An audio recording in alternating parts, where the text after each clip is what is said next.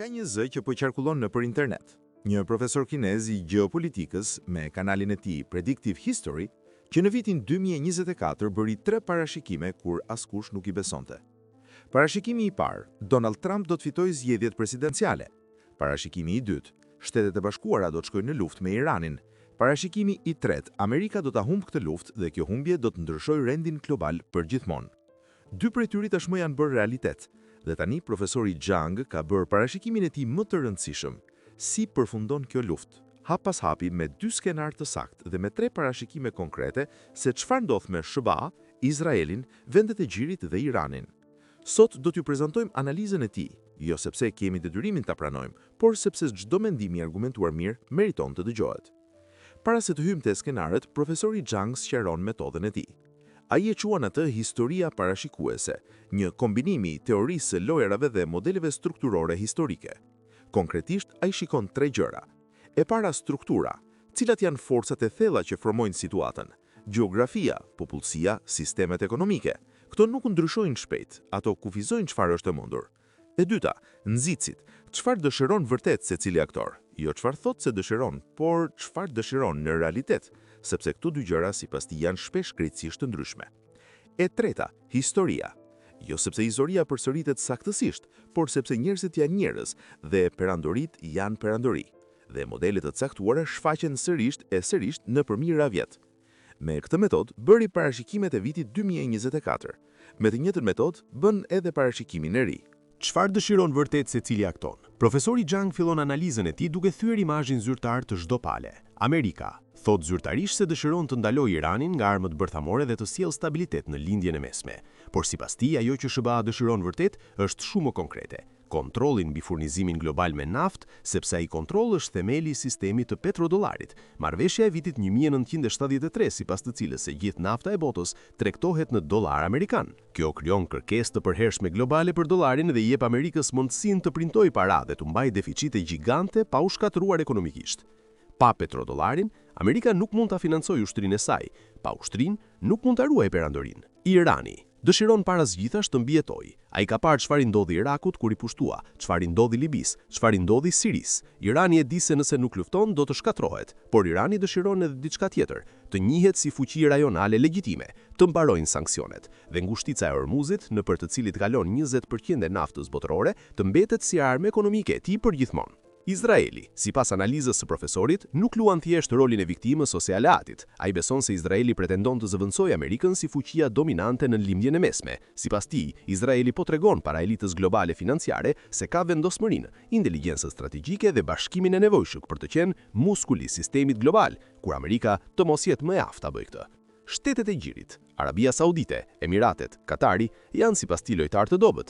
Ato duan të mbijetojnë, por nuk mund të luftojnë vetë. Strategjia e tyre është të qëndrojnë afër ku I fiton dhe do të kalojnë shpejt në anën fituese sapo ta shohin drejtimin e erës. Pas analizës së aktorëve, profesori liston 4 fakte strukturore që sipas tij janë theneli I parashikimit të tij. Fakti I parë: Amerika po fiton në luftën ajrore, por nuk mund ta fitojë luftën toksore. Ai shpjegon se Amerika ka avionet, bombat dhe sistemet më të avancuara të shënjestrimit dhe I ka bërë dëm të vërtetë infrastrukturës iraniane.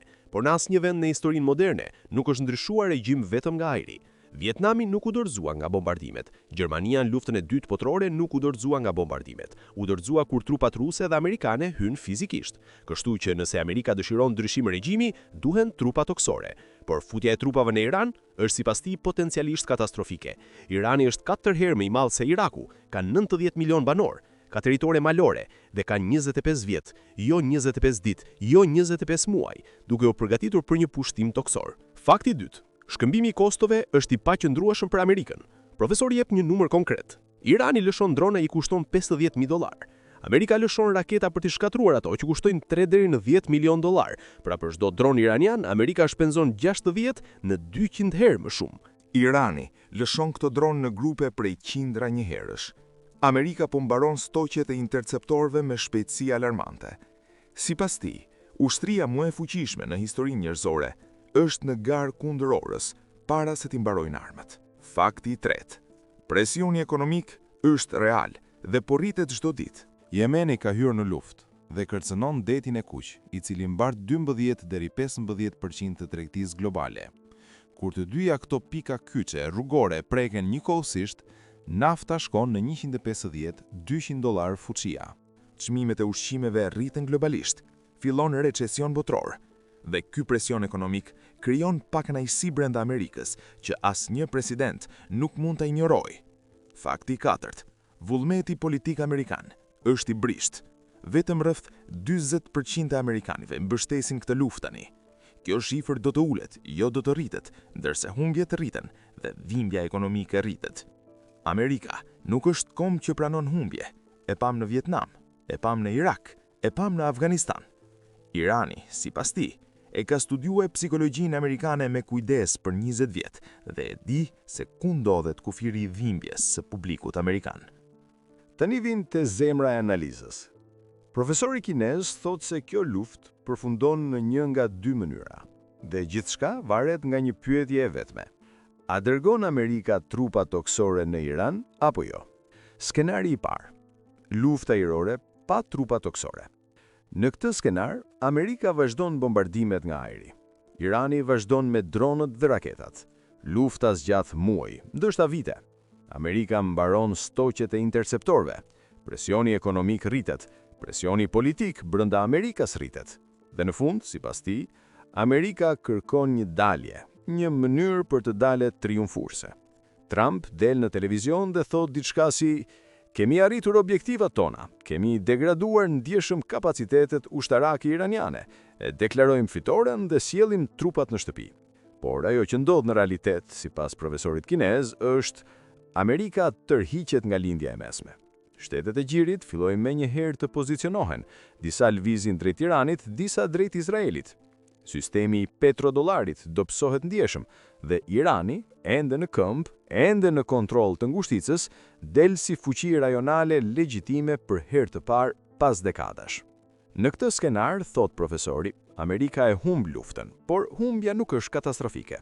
Amerika mbijeton, tërhiqet, por nuk shembet. Skenari i dytë, pushtimi toksor. Ky është skenari i rrezikshëm.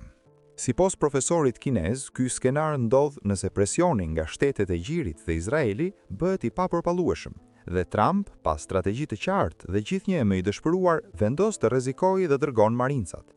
Por Irani, sipas tij, ka pritur pikërisht këtë moment për 25 vjet. Ka baza ushtarake nën-toksore në vargmalet malore që Amerika nuk i ka lokalizuar. Ka sisteme armësh të dizenjuara posaçërisht për luftë në distancë të shkurtër dhe ka 90 milion njerëz që besojnë se kjo është luftë për mbjetesën e tyre. Por edhe më e rrezikshme është ajo që ndodh rreth Iranit kur humbin trupat. Nëse Amerika është fizikisht brenda territorit iranian, çfarë ndalon Irakun të lëviz forcat e veta ndaj Kuvajtit dhe Arabisë Saudite? Çfarë ndalon Yemenin të hyjë në Arabi Saudite nga jugu? Papritur, bazat amerikane në gjirë, bazat që nevojiten për të furnizuar trupat në Iranit, kërcënohen nga drejtime të shumta njëkohësisht. Për të luftuar seriozisht në Iran, Amerika do të kishte nevojë për qindra mijëra trupa. E gjithë ushtria aktive amerikane është rreth 1.3 milion vet, dhe duhej thirrje e detyrueshme në armë. Profesori kinez pyet: a do ta pranojë publiku amerikan këtë? Jo. Kjo do të shkaktonte trazira sociale masive, potencialisht diçka që i afrohet luftës civile brenda shoqërisë amerikane. Do të ishte fundi politik i Trumpit dhe do të përshpejtonte kolapsin financiar të ekonomisë amerikane. Bazuar në këtë analizë, profesori bën 3 parashikime konkrete.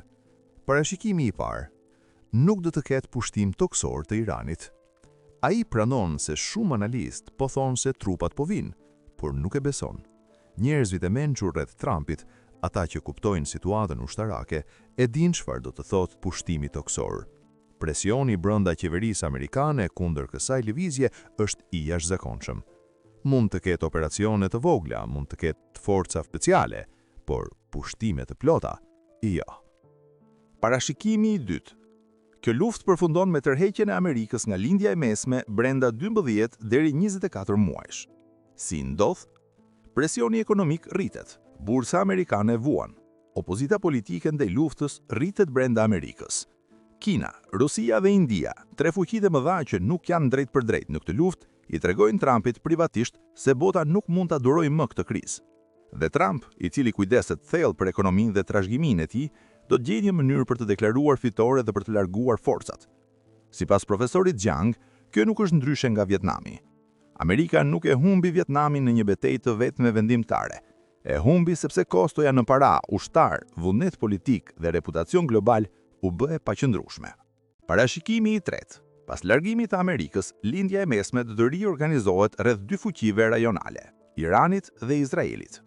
Kur Amerika tërhiqet, vakumi nuk mbetet bosh. Irani do të kontrollojë ngushticën e Hormuzit dhe pjesën lindore të lindjes së mesme, me Rusinë dhe Kinën si partner ekonomik. Izraeli do të kontrollojë pjesën perëndimore dhe korridorin tregtar Indi-lindja e mesme Europë, me lidhjet e tij në financat globale. Dhe këtu vjen elementi më surprizues i analizës. Sipas tij, Irani dhe Izraeli, megjithëse janë armiq ideologjik sot, do të gjejnë përfundimisht një mënyrë të bashkëjetojnë.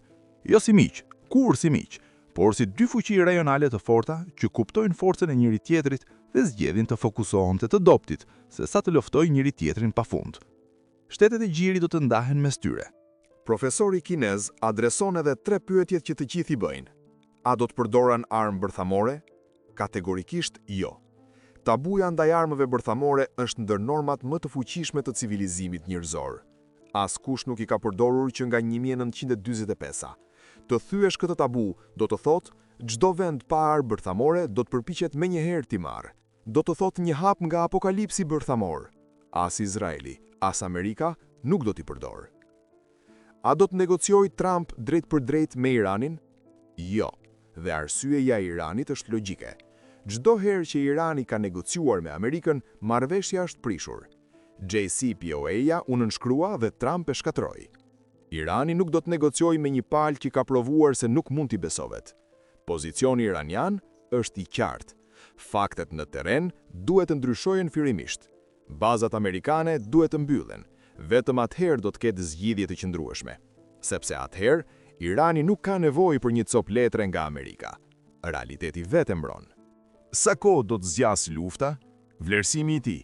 Brenda 12 deri 24 muajsh, Amerika do të kërkojë seriozisht një dalje. Brenda 2 deri 3 vjetësh, konturet të gjëra të rendit të ri të lindjes së mesme do të jenë të qarta. Kjo është analiza e profesorit kinez që po bën zhurmë nëpër rrjete sociale. E sakt, e gabuar, shumë optimiste për Iranin, shumë pesimiste për Amerikën. Debatet të tilla janë pikërisht ato që ne kërkojmë të flasim, sepse ajo që e bën këtë analizë të veçantë, pavarësisht se e pranojmë apo jo, është metoda, struktura, nxitësit, historia, jo emocionet, jo propaganda, jo narrativa zyrtare. Faleminderit që ishit me ne në këtë udhëtim historik. Për më shumë kontent intelektual, mos harroni të bëni subscribe. Shihemi në episodin e radhës.